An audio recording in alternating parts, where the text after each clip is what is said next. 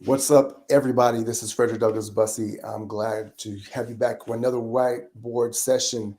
Today, we're going to be talking about decisiveness. Why decisiveness is the number one skill of a great leader. If you are an entrepreneur, CEO, you run your own business, you own your own business, you are a leader, you need this skill set. Why do we struggle with this? And what can we use as a framework to be able to unleash greater decisions, to have better outcomes in our businesses? That's what we're talking about today, and we're going to get started. Let's go to work.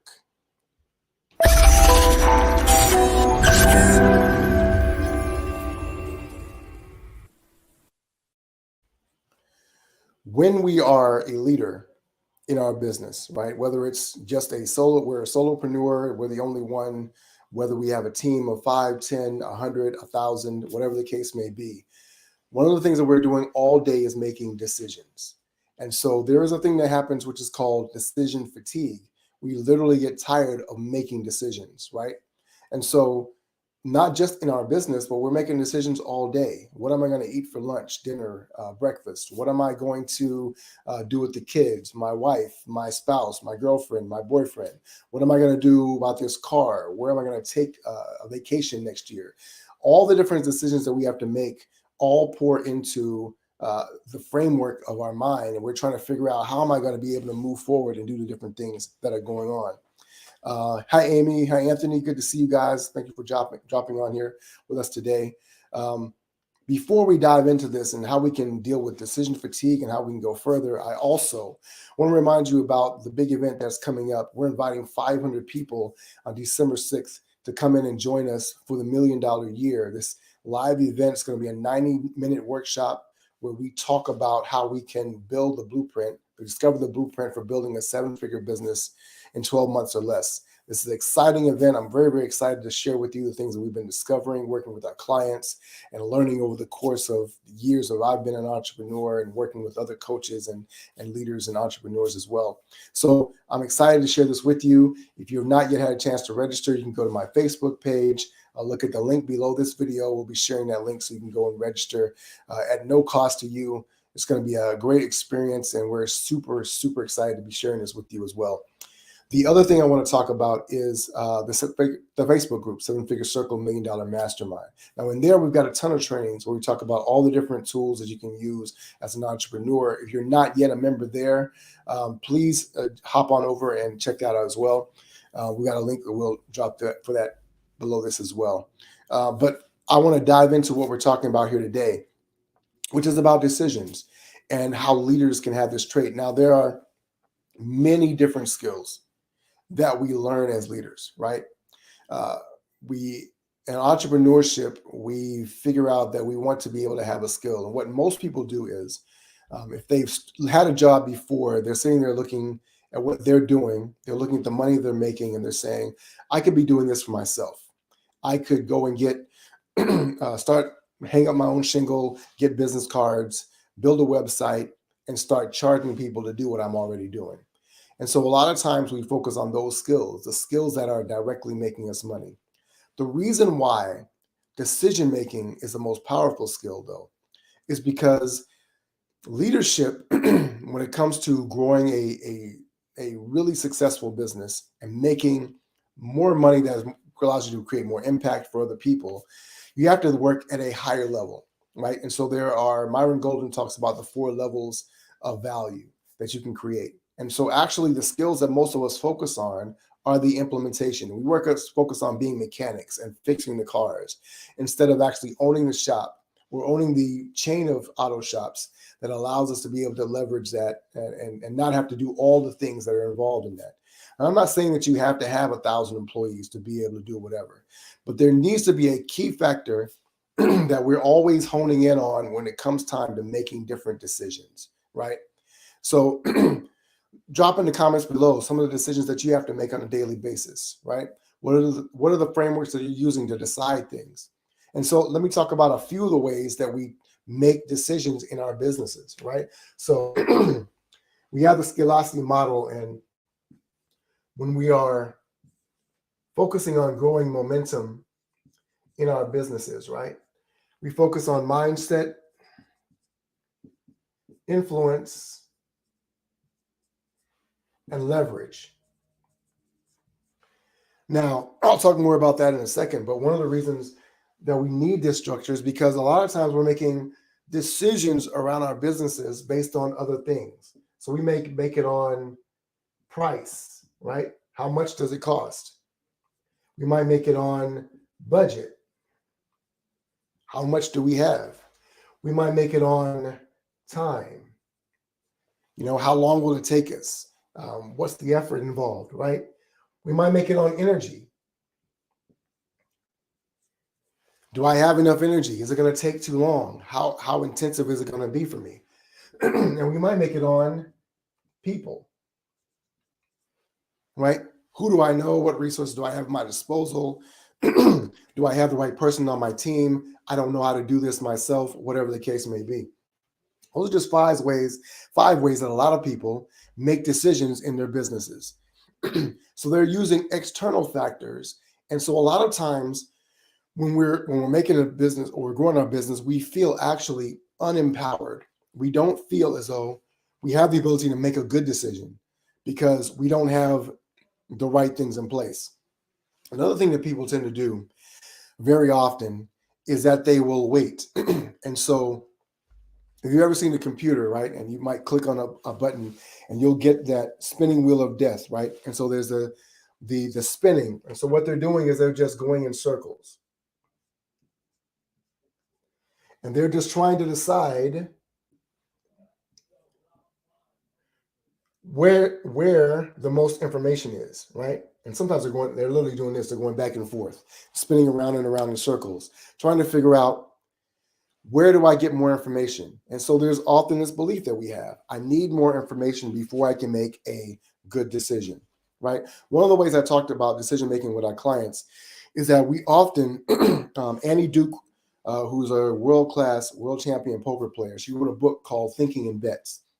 And she talks about this. The way that we often make decisions is flawed because what we're trying to do is we're trying to determine if a decision is a good one based on the outcome. Therefore, for instance, if I spend $1,000 on this software and it works and all of a sudden I'm getting in $1,000 clients, that was a good decision, right? Versus if I spend $5 on the software and it doesn't work, or I get a software for free and it doesn't work, maybe I am not that conflicted about it because I didn't put that much into it. So I say, well, it didn't work, but I didn't spend a lot of money, so it wasn't a bad decision. But here's the way that I really want us to think about making our decisions, right? And I think it's a much more effective way.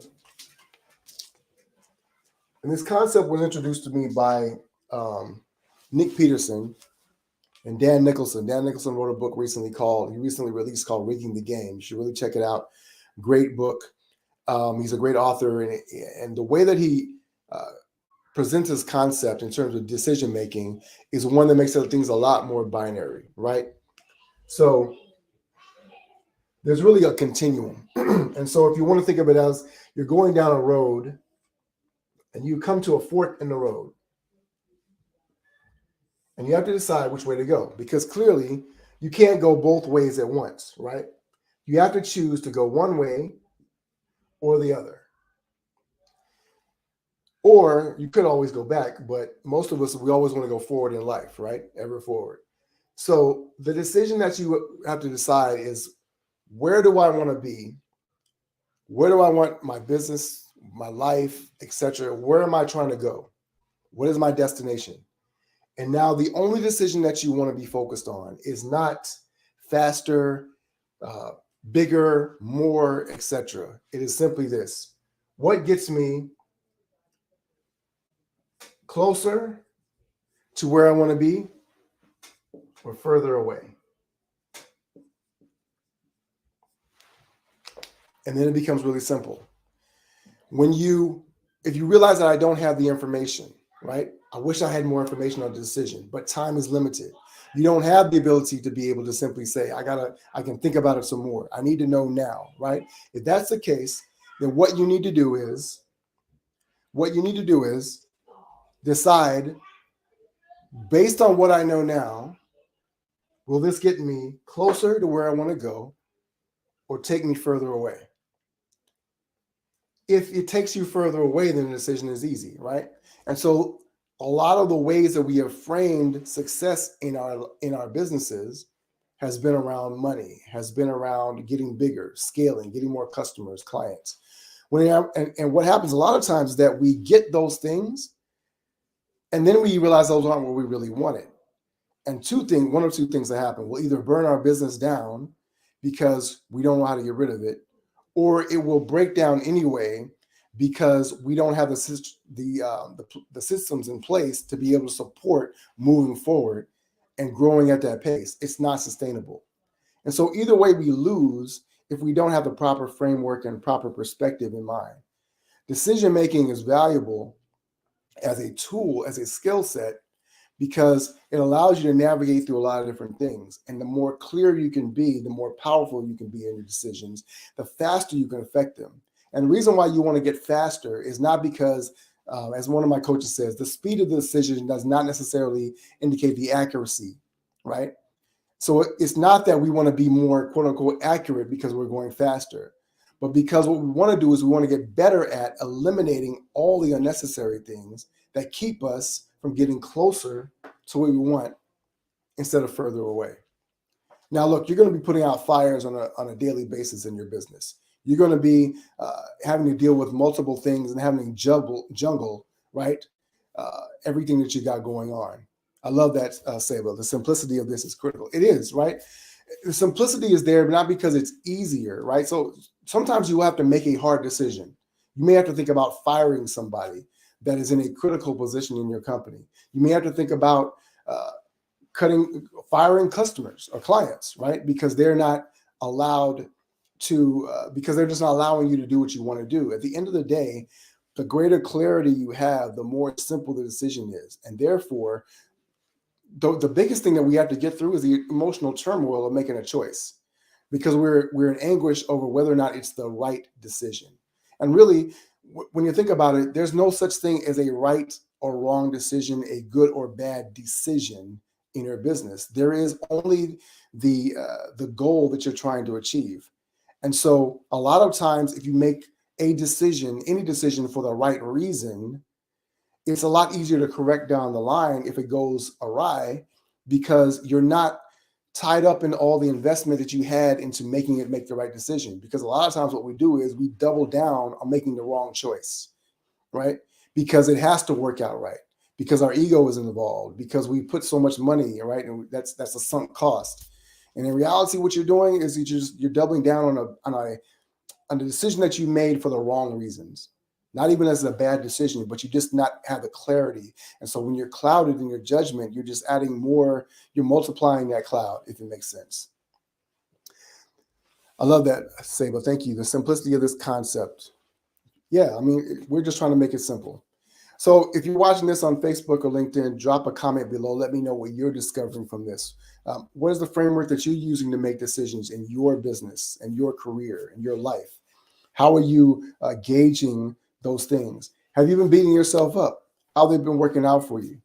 And what support could you possibly use in making better decisions or more powerful decisions going forward? When I say better, I really mean more powerful.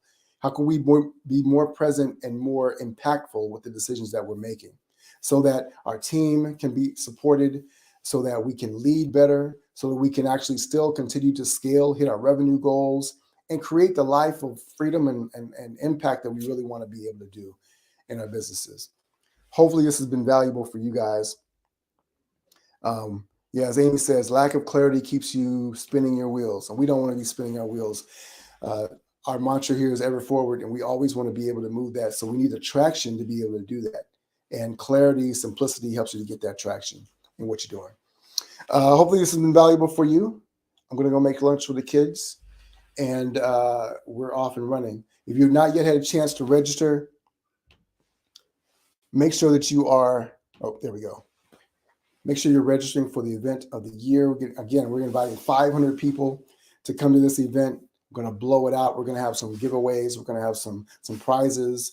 We're also doing pre-trainings for this event as well. So you want to make sure you're registered so you are notified when we have the pre-trainings, because it's not just going to be that 90-day event. We're going to have some stuff, short pre-trainings for you to be able to dive in and assess where you are with your business and to be able to get yourself ready for this as well.